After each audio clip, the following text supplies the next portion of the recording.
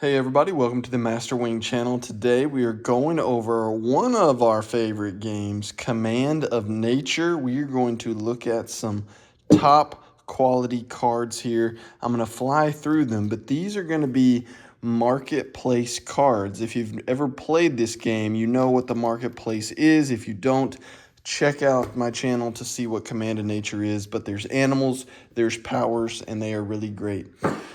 These are going to be just a list of standout elementals that are not champions. It'd be very easy to make a list of some very powerful cards that are basically your champions. They're expected to be more powerful.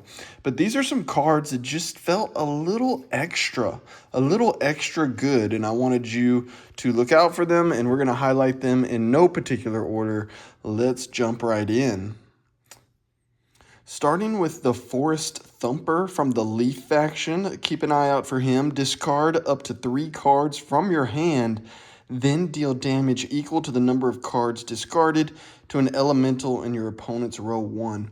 I like this guy because, one, he has good survivability. He's not crazy expensive, but this is a daybreak ability, so you need to get him on your front row in order to activate it. But anytime you're dealing damage with Daybreak, this is a really standout card for me. It can't be blocked. You know, if your opponent has an instant card, this isn't going to activate against a Daybreak ability. So I thought the Forge Thumper was an unassuming card, but a pretty strong one. Next, we got the Punishing Okapi from the Wind faction. Add 1 Tailwind to an elemental in your formation. If this elemental has at least 1 boost on it, add 1 Tailwind to a second elemental in your formation. I like this card. He's a little squishy. He's going to die pretty quickly, but he can chill on row 3 in your back row. And with that Daybreak ability, you can really soup up your wind elementals by adding Tailwinds at the beginning of your turn to your front row guys. You know, if you've ever played Command of Nature, you're going to have a pyramid in front of you, but I thought the Punishing Okapi was a good addition for the back row. Next, check out this artwork. The Oak Lumbertron.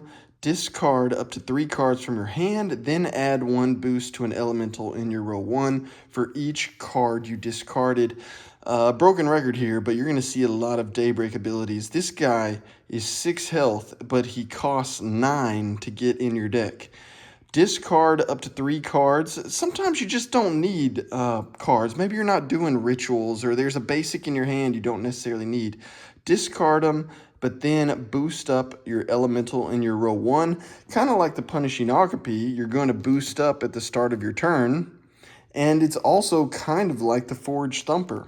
The good thing about the Forge Thumper is the Leaf faction can really go through your discarded cards. This guy, not so much. But souping up your boost, row 1, up to 3, wow. Your basic elemental can now hypothetically deal 5 damage with a 3 boost from Oak Lumbertron. Pretty cool. Next, we got Kangaroo. Come on, people. How can you not like this card? Add 2 erosions to an elemental in your opponent's formation. If this elemental has at least 1 boost, add 1 additional erosion. This is kind of similar to the Punishing Okapi. You're going to sit in row 3 and just add passive damage. Erosions are a super strong token from the Sand faction, and I think he's a good back row elemental. Pretty straightforward there. Lumberclaw. Dude, check this guy out. When this elemental melee attacks, choose up to 2 elementals in your opponent's row 2 and deal 1 damage to each of them. So he needs to be front and center, and he's going to do his melee attack with a close strike, but then he's also going to hit your row 2 elementals. I mean, that is pretty good damage. This is a hidden gem just waiting in your marketplace. Moving right along, I hope y'all are enjoying these. This artwork is crazy. The Nimbus Dagger looks to be some type of sugar glider or flying squirrel. From the Wind faction, 7 strength and 7 health, so he's pretty strong. When 2 elementals in your opponent's formation swap, positions, remove 1 damage counter from this elemental. So hypothetically, if you can get this guy on your board, I mean, 8 cost is pretty expensive, but I'm thinking he's up front and center. He does his attack. He has good survivability. Then you use an action or two to go in your second row and then your third row, okay? And then while he chills in the back row, in your row 3, your opponent takes their turn and does a swap. Now you can remove damage counters from the Nimbus Dagger. So just from a thematic standpoint, being a flying squirrel up to the top and then back down, there's not many elementals out there that can remove damage counters. I think that makes this one very rare and relatively stronger than the rest. Moving right along to the Birch Hair, another row 3 elemental with the Daybreak ability. Add 2 boosts to a connected elemental. If this elemental has at least 1 boost, add 1 additional boost to the connected elemental. So similar theme here. You can tell I'm looking for these cards because they can safely do their Daybreak ability on that back row. You're going to add 2 boosts. So your second row is going to be boosted up for you to do those far strikes with the bow and arrows. Okay? Cool guy. And I would say affordable at 5. Oh, wow. Another wind guy. This guy has a very unique power. When 2 elementals in your opponent's formation swap, which happens pretty frequently, take 2 gold from your opponent's wallet and add them to your wallet. There's so many cards in this game, but I don't know if there's many that take gold away from your opponent, so I had to throw him in. I mean, that's a big difference. Adding 2 to your wallet and subtracting 2 from your opponent. Keep a lookout for the Mercenary Mandrill. All right, from the Droplet faction, Whirl Whipper, swap the positions of an elemental in your row 1 and an elemental in your row 2. So the Droplet faction is all about positions on your board and swapping in and out without using an action. I know this isn't a mind-blowing power, but within the Droplet faction, this guy saves you actions. You're not going to have to spend actions doing a lot of swapping. You can swap out your row 1 and row 2 guys however you wish before your actions even begin, if that makes sense. Nothing crazy, but still, within the Droplet faction, I think the Whirl Whipper can be very good and a lot of swapping going on. He's going to help you do that. Next is the Moss Viper. When this elemental is defeated, move it to your hand instead of removing it from the game. This card speaks for itself. If he's in row 1 or 2, I mean, he gets beat up. He only has 2 health, and he's not over banished from the game. He just goes right to your hand, and yeah, I think I'll just put him back in the row 3 when it becomes my turn. So I just think his usability 4 strength is pretty decent for the Moss Viper. Pretty unique stat line there, and he's going to keep going and going in your deck because he's in the Leaf faction. The Redstone. How many people have skipped over the Redstone, the Ant? 3/3, Daybreak ability, add 1 boost and 1 shield to an elemental in your formation.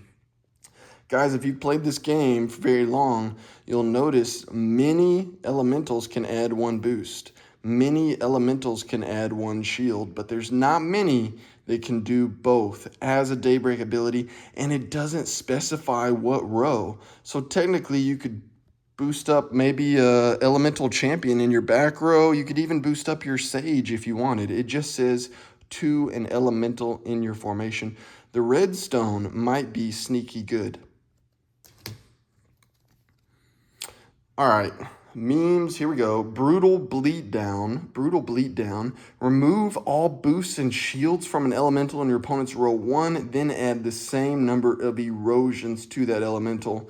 I mean, this guy, once you get him up there on your turn, Daybreak ability, you basically wipe out all those boosts and all those shields that your opponent has been storing up for their champion.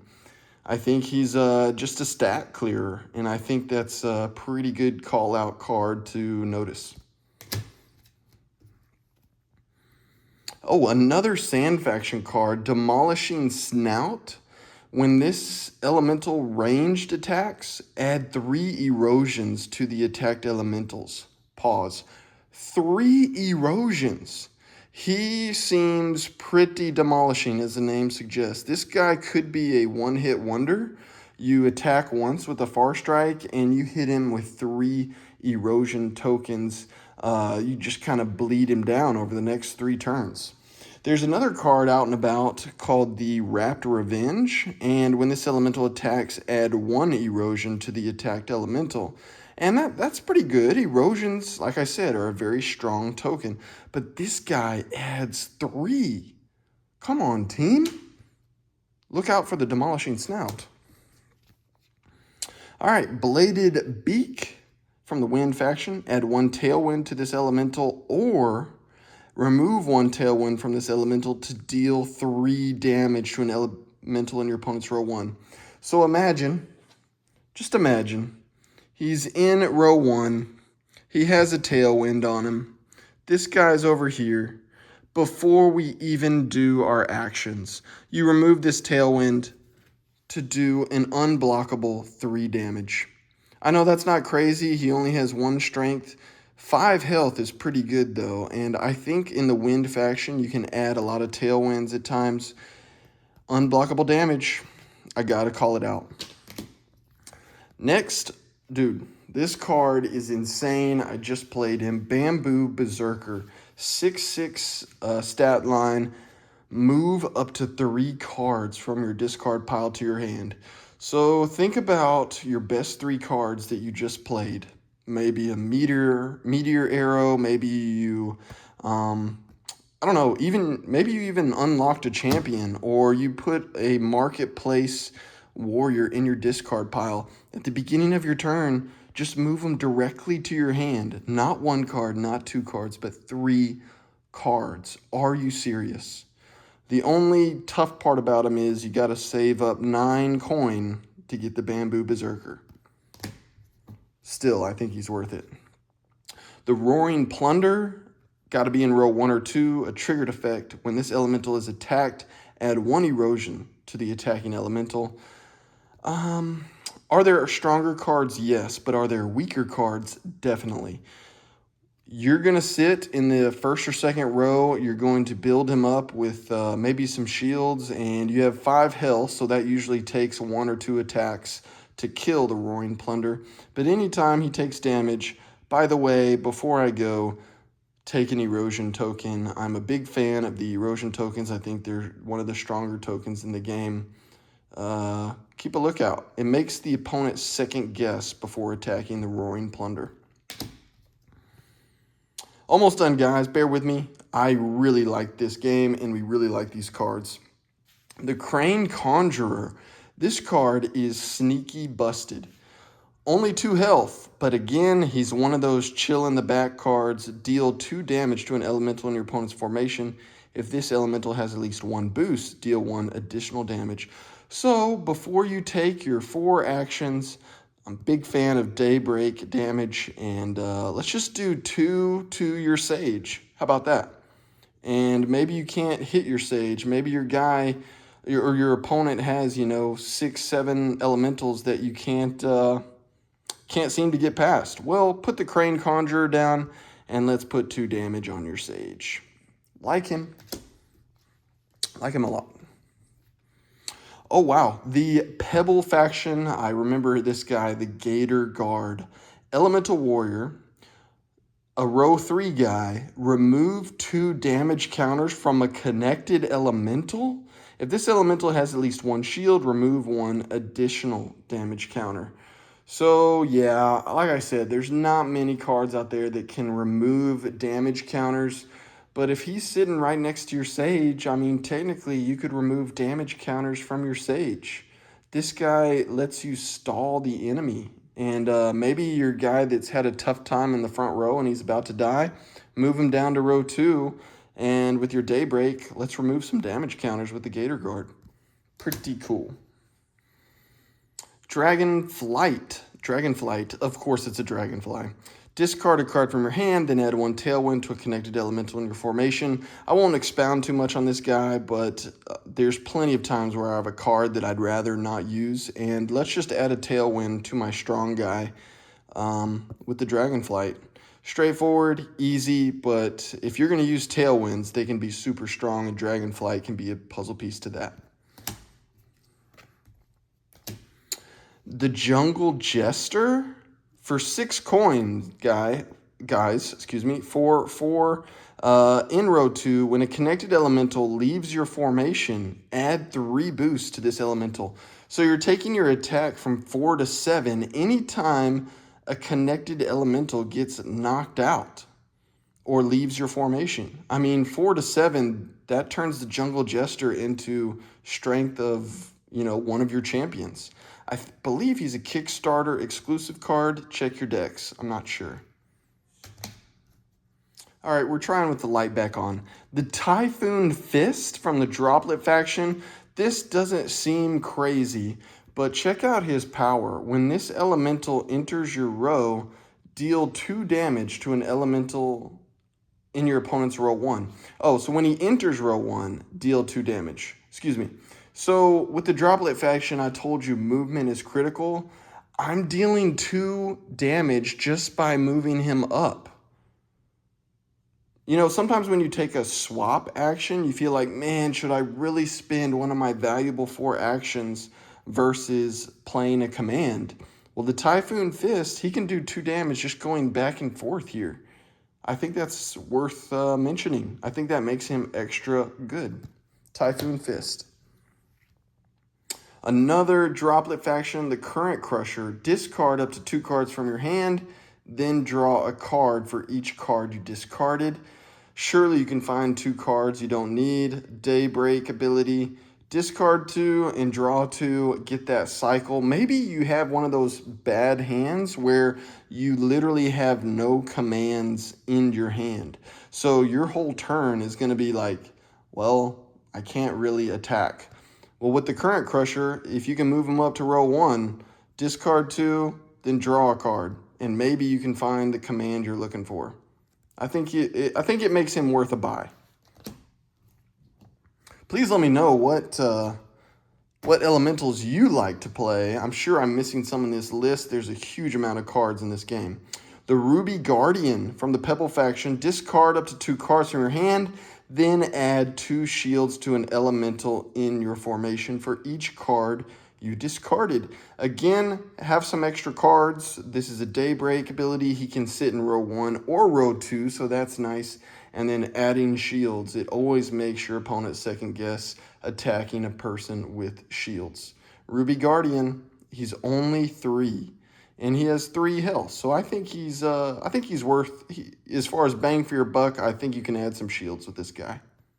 Just a handful of cards left. The Ripple Retreater, very unique ability. When this elemental is defeated in row 1, if he's in row 1, move it to your discard pile instead of removing it from the game. So this Walrus is just going to be going from row 1 to your discard pile. Maybe you get him back in row 1 to your discard pile. Yeah, for 5 strength, he's definitely an automatic buy for me. I think probably early to mid-game if you can afford it. Next, we got the Unbridled Storm. We have a sheep. Who knew a sheep could look cool? Swap the positions of 2 connected elementals in your opponent's formation. Not yours, your opponent's. You're controlling your opponent's team, your opponent's pyramid. So put him in row 2 and maybe move up your opponent's Sage to within range. Definitely a must-buy for me. The Rune Puma might be busted. I don't know. This card seems exceptionally good. When an elemental in your row 1 is melee attacked, reduce the damage dealt to 0.